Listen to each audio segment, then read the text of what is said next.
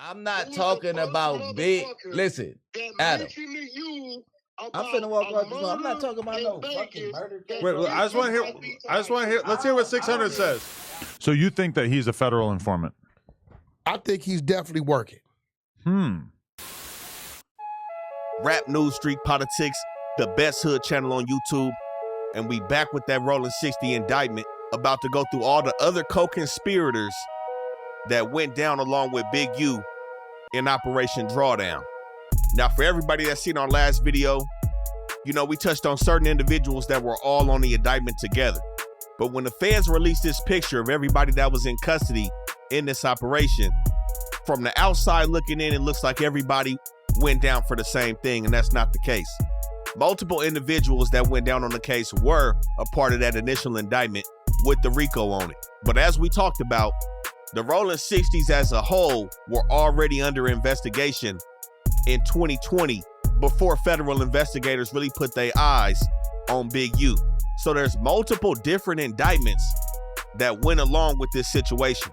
And this is why Bricc baby, who was mentioned on the wiretap in Big U's indictment, wasn't named as a defendant in that indictment because the feds had bigger plans for him and one of his homies.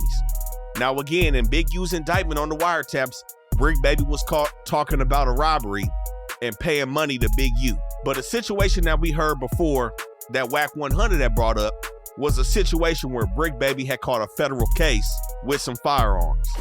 It's one thing to have a possession of a firearm. AKs are illegal in the state of California. They're not DA rejecting that. But what I'm telling you is it was never picked up by the state. The feds are holding it. He knew it. Only thing I'm doing is going over what he's saying. So you think that he's a federal informant? I think he's definitely working. There was questions looming and allegations circling regarding his cooperation and why he never had a court date or really had to answer for them firearm charges. This is why he's in custody now. So this incident with Bricc baby stems back all the way to 2022 on July 12th. And we see the indictment alleging that he was a felon in possession of firearms and ammunition. So Bricc baby, real name Zaire Mitchell, also goes by Big Shitty, MPA Shitrow, Shitty Montana, or Bricc baby Shitrow, as he was introduced when he hit the rap scene over 10 years ago. But the indictment is alleging that on July 12, 2022, he was in possession of a 9mm Luger. And it's alleged that he was shooting a gun in a business parking lot somewhere in LA County. Now, federal investigators allege that this affected interstate and foreign commerce. So to break down how they tie that together, when you're a felon in possession of a weapon, we already know the feds are getting involved. The reason being is because they use the manufacturing location of that weapon against you. So say in this case, Bricc baby is in LA County in possession of a weapon. Strike one is being a felon in possession of a weapon. But if that gun is manufactured and or purchased in a different state, they're basically gonna charge you with moving that gun over state lines, therefore affecting interstate commerce or foreign commerce if the weapon was produced in another country. Like I said, the feds are playing a different game. This is how we see somebody that's already a felon go down for a gun case, go to state prison, and on the back end of his state prison sentence, the feds pick the case up and then they go serve time in the feds as well. By the time the feds do their homework on where that weapon came from compared to where you got caught with the weapon, they let you do that state time and then bring you to do their time. Now, Bricc baby, his prior convictions of reckless evading in 2010, possession of a controlled substance in 2012, 2 counts of possession of controlled substances, 1 in 2012, 1 in 2014, criminal threats in 2016, and a robbery in 2020. This is what made him guilty in possession of these weapons. Now again, that's count 1 on his indictment. Count 2 are the weapons themselves. Knowingly possessing firearms and ammunition, again, each affecting interstate and or foreign commerce. This is where they allege that on June 23rd, 2023, a year after the shooting that he did in a parking lot, he was caught in possession of 3 weapons, a .380, a 9, and a Hell Pup 5.56. So Bricc baby had that shit on him. But not only are they going to charge him with the weapons, they're going to charge him with the 133 rounds of ammunition that he also carried along with the guns. But the key thing that's going on with Bricc Baby right now is that they're linking him with another co-defendant that went down on Operation Drawdown, Christian Forbes, aka Bus, another member from Rollin 60s. So the reason that Bricc Baby and Bus are merging together is because the feds allege that the cases rise out of the same conspiracy, common scheme, transaction, or series of transactions and events. And they stated that both cases charge firearm offenses arising from the same investigation into the neighborhood Rollin 60s, which both of these defendants are from. And it said that both indictments rely on evidence that ultimately led to a Title III wiretap in a separate case on several Rollin 60 telephones, including Zaire Mitchell, Bricc Baby. And they stated that the FBI plans to arrest both defendants on the same date as part of the Rollin 60s takedown, and the common discovery will be produced in the cases. And this is what leads us to Christian Forbes, who seemingly is the big fish when it comes to the weapons in this indictment, because the feds are alleging that he engaged in the business of dealing firearms without a license. So they're linking Bus's firearm transportations with Bricc Baby's firearm acquisitions. And this is how they prove the interstate and foreign commerce is being played with. They have the man that's bringing the weapons from wherever, out of state, and they have Bricc Baby receiving weapons. But it said in terms of Bus, beginning on or before January 5th, 2022, and rolling to March 23rd, 2022, who was not licensed as an importer, manufacturer, or dealer of firearms, willfully engaged in the business of dealing in firearms, specifically to sell. And they have a list and the dates of the firearms that he allegedly sold: a Smith & Wesson M&P 45, a Bursa 380, a Ghost assault rifle, and a Taurus 9mm. Now, usually what this looks like is he sold these guns to somebody that's cooperating with the feds. Now, none of these weapons match the serial numbers of the weapons Bricc Baby got caught with. So we can take him out of the equation of being the one that told on Bus. Because as the feds like to do, they love to make controlled buys. And the breakdown of these firearms are a little bit too clean. January 5th, January 12th, February 2nd, and March 10th are documented dates that he sold these firearms to an informant. And again, both of these indictments rely on evidence that ultimately led to an expansion of wiretaps against the Rollin 60s. Now, the feds also allege that both of these dudes have a serious risk that they might flee if they're let out of custody. We saw Trap Kitchen Monty already out, and there's another person a part of this indictment that we gonna touch on that's already out. But there was a request made for pretrial detention due to the safety of regular members in the community being at risk, because these crimes are considered violent crimes. So we may not see Bricc Baby for some time if he doesn't beat this case. Now, as the feds usually go, we've seen the wiretaps with Bricc Baby. There's always some confidential informants and some people working with the police when you selling something. So this takes us to the next two defendants that went down in Operation Drawdown: Derrick Andre Pollard, aka Grimsky, and Zachary Rodriguez Garcia, aka Z. Both of these two dudes are on an indictment together, accused of participating in a conspiracy to distribute meth, another count of distribution of meth, and possession with intent to distribute fentanyl, methamphetamine, and MDMA, another count of possessing a firearm in furtherance of a drug trafficking crime, and lastly, being a felon in possession of a firearm. So what we see here, everybody on this indictment is either members of neighborhood Rollin 60 or criminal associates of the 60s. That's what the feds is gonna call them. And everybody is seemingly moving on their own program, doing things at different times. But since they all a member of the 60s organization, there was communication linking all 19 of these individuals that we see went down on this case. So in Grimsky and Z situation, it started with them back in 2020, around September 2nd, and allegedly it continued until February 24th, 2021 in Riverside County. Now, on this day, when they became subjects of the federal investigation, September 2nd, it said that Pollard spoke to an individual who he believed was trying to buy some work.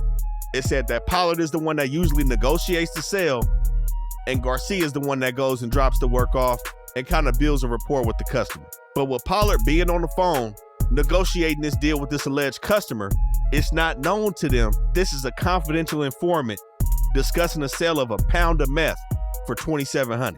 So Pollard instructed the confidential informant to meet with Garcia at a predetermined location in Riverside, California. Now, when they met later on that night, Garcia offers the CI 10 pounds of meth at a discounted price, knocking $200 off each P and saying he can slang it to him for $2,500 if he get 10.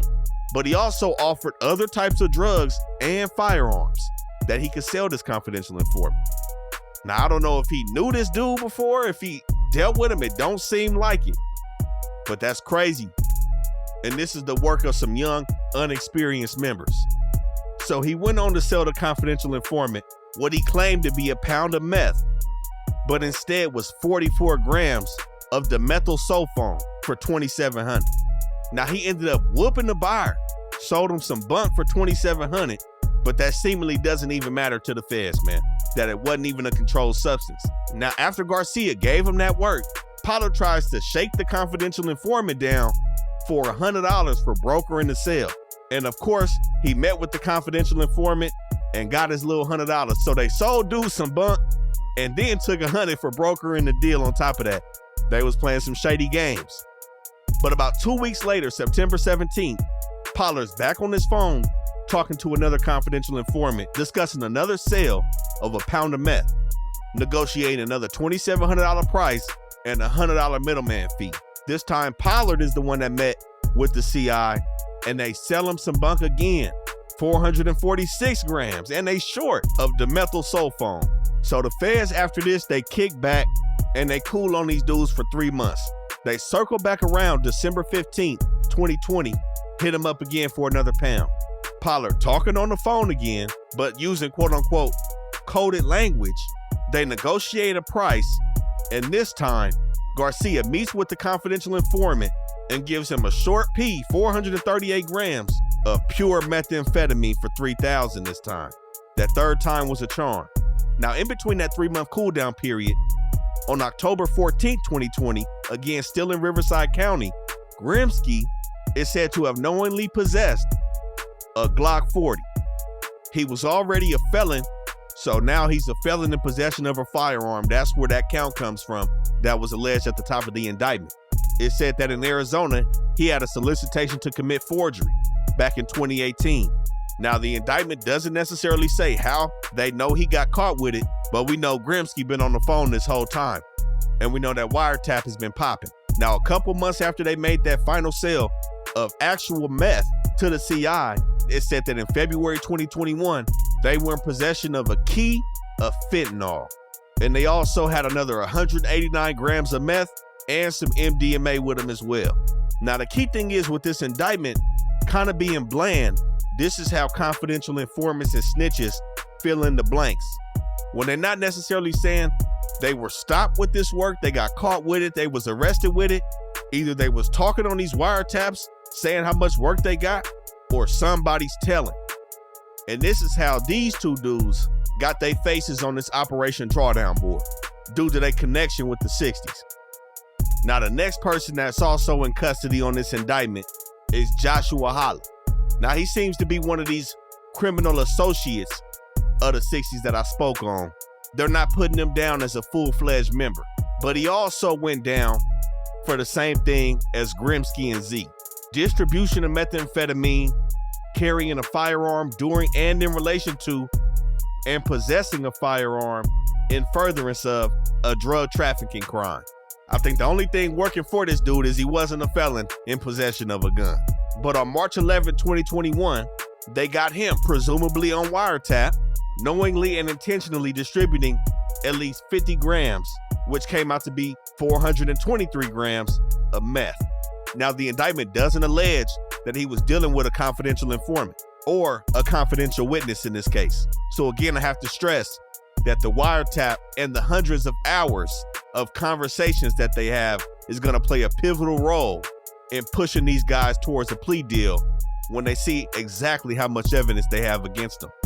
April 1st, 2021 looked just like March 11, 2021, where they got this dude selling 435 grams of methamphetamine. Both of those situations were in LA County. And on the April 1st incident, it's alleged that he possessed a firearm while he was selling that work to somebody. They have him again on April 27th, selling 443 grams of meth. So as you can see, they've really been building this case for a long time. Again, they started watching Big U February of 2021, but they already had these wiretaps set up on these dudes back in 2020. And I'm gonna say, if Big U didn't allegedly kill Rayshawn Williams, this would be a pretty uneventful indictment for the feds. They'd have Bricc, baby, but it wouldn't be this big. Now, the next person that went down on this case was Ron Antoine Britten, aka Ronnie Mac.